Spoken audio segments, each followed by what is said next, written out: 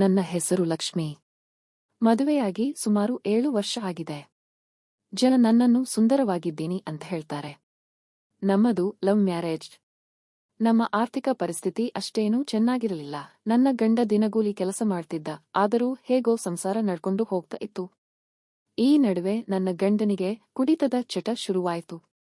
ದಿನದಿಂದ ದಿನಕ್ಕೆ ಅದು ಜಾಸ್ತಿಯಾಗಿ ಬೆಳಿಗ್ಗೆ ಎದ್ದ ತಕ್ಷಣ ಕುಡಿಯೋಕೆ ಹೋಗ್ತಿದ್ದ. ಹೀಗಿರುವಾಗ ಒಂದು ದಿನ ಆತ ನಾಪತ್ತೆಯಾಗಿಬಿಟ್ಟ.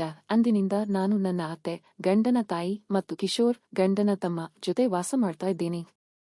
ಸದ್ಯಕ್ಕೆ ಅವರಿವರ ಮನೆಗಳಲ್ಲಿ ಕೆಲಸ ಮಾಡ್ಕೊಂಡು ಜೀವನ ನಡೆಸ್ತಾ ಇದ್ದೀನಿ. ನಾನು ಮಾನಸಿಕವಾಗಿ ತುಂಬಾ ಕುಗ್ಗಿ ಹೋಗಿದ್ದೆ. ಯಾವಾಗಲೂ ಗಂಡನ ಬಗ್ಗೆ ಯೋಚಿಸ್ತಾ ಇರ್ತಿದ್ದೆ. ಆಗ ಕಿಶೋರ್ ಅತ್ತಿಗೆ ಆಗಿದ್ದು ಆಯ್ತು. ಮುಂದೆ ಏನಾಗುತ್ತೋ ನೋಡೋಣ ಅಂತ ಸಮಾಧಾನ ಮಾಡ್ತಿದ್ದ. ನಾನು ದುಃಖದಿಂದ ದೇವರು ನನಗೆ ಯಾವಾಗಲೂ ಕಷ್ಟಾನೇ ಕೊಡ್ತಾನೆ. ಕುಡುಕ ಗಂಡನಾದರೂ ಸಂಸಾರ ನಿಭಾಯಿಸ್ತಾ ಇದ್ದೆ. ಈಗ ಅವನನ್ನೇ ದೂರ ಮಾಡಿದ.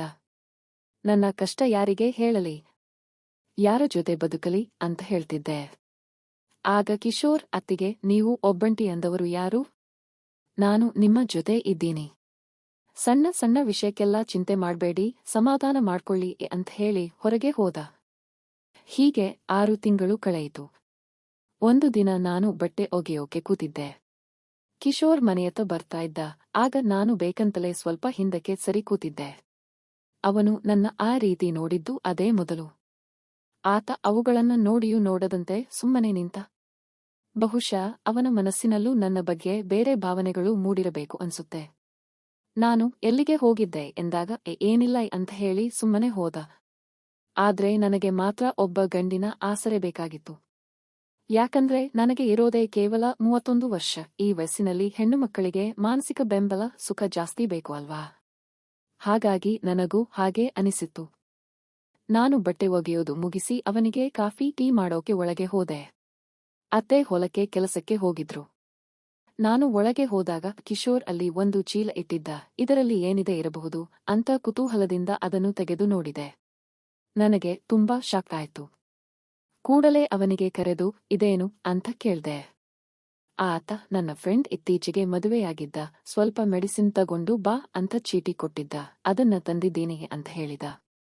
ಆಗ ನಾನು, ನಿಜ ಹೇಳು, ನಿನ್ನ ಗೆಳೆಯ ಹೇಳಿದ್ದಾನೆ ಅಂತ ತಂದಿದ್ದೀಯಾ ಅಥವಾ ನನಗಾಗಿ ತೆಗೆದುಕೊಂಡು ಬಂದ್ಯಾ ಅಂತ ಕೇಳ್ದೆ.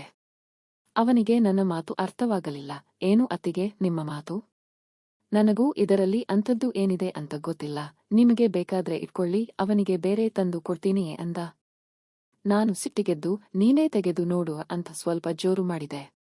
ಆತ ತೆಗೆದು ನೋಡಿದಾಗ ಅದರಲ್ಲಿ ಗರ್ಭನಿರೋಧಕಗಳು, ಕಾಂಟ್ರಸೆಪ್ಟಿವ್ಸ್ ಇದ್ದವು. ಅವನು ಗಾಬರಿಯಾಗಿ, ಇದು ನನ್ನದಲ್ಲ, ನಾನು ಚೀಟಿಯಲ್ಲಿ ಏನಿದೆ ಅಂತಾನೂ ನೋಡಿಲ್ಲ, ಅಂಗಡಿಯವನು ಹೇಗೆ ಕೊಟ್ಟಿದ್ದಾನೋ ಹಾಗೆ ತಂದು ಇಟ್ಟಿದ್ದೆ ಅಷ್ಟೇ ಅಂದ. ನಾನು ಏನು ಹೇಳಬೇಕು ಅಂತ ಗೊತ್ತಾಗದೆ ಅವನಿಗೆ ಕೂತ್ಕೊಳ್ಳೋಕೆ ಹೇಳಿ ಕಾಫಿ ಟೀ ಮಾಡೋಕೆ ಹೋದೆ. ಆದರೆ ಆ ವಸ್ತುವನ್ನು ನೋಡಿದಾಗ ನನಗೆ ನನ್ನ ಗಂಡನೊಡನೆ ಕಳೆದ ಏಕಾಂತದ ಕ್ಷಣಗಳು ನೆನಪಿಗೆ ಬಂದವು. ನನ್ನ ಮನಸ್ಸಿನಲ್ಲಿ ಬೇರೆ ಆಲೋಚನೆಗಳು ಬರ್ತೊಡಗಿದವು. ಬಿಟ್ಟು ಹೋದ ಗಂಡ ವಾಪಸ್ ಬಂದಿಲ್ಲ. ಇವಾಗ ನನ್ನ ಜೊತೆ ಇರುವವರು ಇಬ್ಬರು, ಒಬ್ಬಳು ನನ್ನ ಅತ್ತೆ. ಅವರಿಂದ ನನಗೆ ಏನು ಉಪಯೋಗ ಇಲ್ಲ. ಇನ್ನೊಬ್ಬ ಕಿಶೋರ್. ಇವನು ನನಗೆ ಬೇಕಾಗಿರೋ ಮಾನಸಿಕ ಮತ್ತು ದೈಹಿಕ ಬೆಂಬಲ ಕೊಡಬಲ್ಲ. ನಾಳೆ ಅವನಿಗೂ ಮದುವೆಯಾದ್ರೆ ಮನೆಯಲ್ಲಿ ಇಬ್ಬರು ಹೆಂಗಸರಾಗ್ತಾರೆ. ನನಗೆ ಸುಖ ಪಡೋಕೆ ಅವಕಾಶ ಸಿಗೋದಿಲ್ಲ ಅಂತ ಯೋಚನೆ ಮಾಡಿದೆ. ಹೇಗಾದ್ರೂ ಮಾಡಿ ಕಿಶೋರ್ ಜೊತೆ ಏಕಾಂತದಲ್ಲಿ ಸಮಯ ಕಳೆಯಬೇಕು ಅಂತ ನಿರ್ಧಾರ ಮಾಡಿದೆ. ನನ್ನ ಆಸೆಯನ್ನ ಅವನಿಗೆ ಹೇಳಿದ್ರೆ ಹೇಗೆ ಪ್ರತಿಕ್ರಿಯಿಸ್ತಾನೋ ಗೊತ್ತಿಲ್ಲ. ಹಾಗಂತ ಹೇಳದೆ ಇದ್ರೆ ನನ್ನ ಭಾವನೆಗಳು ತೀರೋದಿಲ್ಲ. ಹೊರಗಿನವರನ್ನ ಪರಿಚಯ ಮಾಡ್ಕೊಂಡು ಕಷ್ಟಕ್ಕೆ ಸಿಲುಕೋದಕ್ಕಿಂತ ಇವನ ಜೊತೆ ಮಾಡಿದರೆ ಒಳ್ಳೆಯದು, ಎಲ್ಲವೂ ಗುಟ್ಟಾಗಿ ಇರುತ್ತೆ ಅಂತ ತೀರ್ಮಾನಿಸಿದೆ.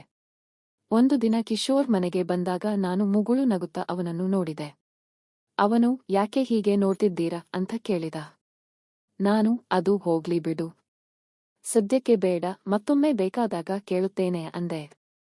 ಆಗ ನಾನು, ನಿಮ್ಮ ಅಣ್ಣ ಹೋಗಿ ತುಂಬಾ ದಿನ ಆಯ್ತು, ನನಗೆ ಅವನ ನೆನಪು ಕಾಡ್ತಿದೆ, ನನಗೆ ಒಂಟಿತನ ಕಾಡ್ತಿದೆಯೇ ಅಂತ ಹೇಳ್ದೆ. ಅದಕ್ಕೆ ಅವನು, ಅತ್ತಿಗೆ, ನಿಮಗೆ ಏನಾದ್ರೂ ಸಹಾಯ ಮಾಡಬೇಕು ಅಂತ ನನಗೆ ಅನಿಸುತ್ತೆ. ನೀವು ಅಂದ್ರೆ ನನಗೆ ತುಂಬಾ ಇಷ್ಟ. ಜೀವನದುದ್ದಕ್ಕೂ ನಿಮ್ಮ ಜೊತೆ ನಾನು ಇರಬೇಕು ಅಂತ ಕೆಲವೊಮ್ಮೆ ಅನಿಸುತ್ತೆ ಅಂದ. ನಾನು, ನಿಮ್ಮ ಅಣ್ಣ ಬಿಟ್ಟು ಹೋಗಿದ್ದಕ್ಕೆ ನೋವು ಇದೆ. ಆದ್ರೆ ಅದಕ್ಕಿಂತ ಹೆಚ್ಚಾಗಿ ನನಗೆ ಒಂದು ಕೊರತೆ ಇದೆ. ಅದನ್ನು ನಿನಗೆ ಹೇಳಿದ್ರೆ ನಿನಗೆ ಅರ್ಥ ಆಗೋಲ್ಲ ಎಂದೆ. ಅವನು ಅದೇನು ಹೇಳಿ ಅತ್ತಿಗೆ ಅಂದ. ನಾನು ಮತ್ತೆ ಅದೇ ಮಾತನ್ನು ಹೇಳಿದೆ. ನಿನಗೆ ಅರ್ಥ ಆಗೋಲ್ಲ ಅಂತ ಹೇಳಿದ್ನಲ್ಲ ಎಂದೆ. ಆತ ಅತ್ತಿಗೆ ಸ್ವಲ್ಪ ಅರ್ಥ ಆಗೋ ರೀತಿ ಬಿಡಿಸಿ ಹೇಳಿ. ನಿಮ್ಮ ಅಣ್ಣ ಹೋದ ಮೇಲೆ ನಿಮಗೆ ಕಷ್ಟ ಆಗುತ್ತಿದೆ ಅನ್ನೋದು ಗೊತ್ತಿದೆಯೇ ಅಂದ. ನಾನು ಅಯ್ಯೋ, ಒಬ್ಬಳು ಹುಡುಗಿ ಇದಕ್ಕಿಂತ ಜಾಸ್ತಿ ಬಿಡಿಸಿ ಹೇಳೋಕೆ ಆಗಲ್ಲ, ಎಲ್ಲರಿಗೂ ಈ ಮಾತು ಬೇಗ ಅರ್ಥ ಆಗುತ್ತೆ. ನೀನೇನು ಅರ್ಥ ಆಗ್ತಿಲ್ಲ ಅಂತ ಹೇಳ್ತಿದ್ದೀಯಾ ಅಂದೆ. ಅವನು ನಿಮ್ಮ ಮನಸ್ಸಿನಲ್ಲಿ ಏನಿದೆ ಅಂತ ನನಗೆ ತಿಳಿಬೇಕು. ನೇರವಾಗಿ ಹೇಳಿ ಅಂದ. ನಾನು ಸುಮ್ಮನಾದೆ. ಅವನು ಅಲ್ಲಿಂದ ಹೊರಟು ಹೋದ. ಕೊನೆಗೆ ಇವನನ್ನು ಹೇಗಾದ್ರೂ ಮಾಡಿ ಬಲೆಗೆ ಬೀಳಿಸಿಕೊಳ್ಳಬೇಕು ಅಂತ ಯೋಚಿಸಿ ಸಾಯಂಕಾಲ ಅತ್ತೆ ಬಂದ ಕೂಡಲೇ ಶ್ರಾವಣದ ನೆಪ ಹೇಳಿ ಅವಳನ್ನ ನನ್ನ ತಾಯಿ ಮನೆಗೆ ಕಳುಹಿಸಿಕೊಟ್ಟೆ. ಅಂದು ರಾತ್ರಿ ಕಿಶೋರ್ ಮನೆಗೆ ಬಂದಾಗ ಊಟ ನೀಡಿದೆ. ಆತ ಊಟ ಮಾಡಿ ಹಾಲ್ನಲ್ಲಿ ಮಲಗಿಕೊಂಡ. ನಾನು ಕೂಡ ಊಟ ಮಾಡಿ ಮಲಗಿದೆ. ಮಧ್ಯರಾತ್ರಿ ಸುಮಾರು 10 ಗಂಟೆ ಆಗಿತ್ತು. ನಾನು ನೀರು ಕುಡಿಯೋಕೆ ಅಂತ ಎದ್ದಾಗ ಕಿಶೋರ್ ಅಲ್ಲಿ ಇರಲಿಲ್ಲ. ಅಡುಗೆ ಮನೆ ಲೈಟ್ ಆಫ್ ಇತ್ತು. ನಾನು ನಿಧಾನವಾಗಿ ಅಡುಗೆ ಮನೆಗೆ ಹೋದಾಗ ಆತ ಬಾತ್ರೂಮಿನ ಹತ್ತಿರ ನಿಂತು ಮೊಬೈಲ್ನಲ್ಲಿ ವಿಡಿಯೋ ನೋಡ್ತಾ ಇದ್ದ. ನಾನು ಮನಸ್ಸಲ್ಲೇ ಇದೇ ಒಳ್ಳೆಯ ಚಾನ್ಸ್, ಈ ಅವಕಾಶ ಮಿಸ್ ಮಾಡಿದರೆ ಎಲ್ಲವೂ ಹಾಳಾಗುತ್ತೆ ಅಂತ ಯೋಚಿಸಿದೆ. ನಾನು ಕತ್ತಲಲ್ಲೇ ಹೋಗಿ ಅವನ ಕೈ ಹಿಡಿದೆ. ಅವನು ಗಾಬರಿ ಆದ. ನಾನು ಅವನಿಗೆ, ನೋಡು, ಇದನ್ನೇ ನಾನು ಮೊನ್ನೆಯಿಂದ ಹೇಳ್ತಾ ಇದ್ದೆ.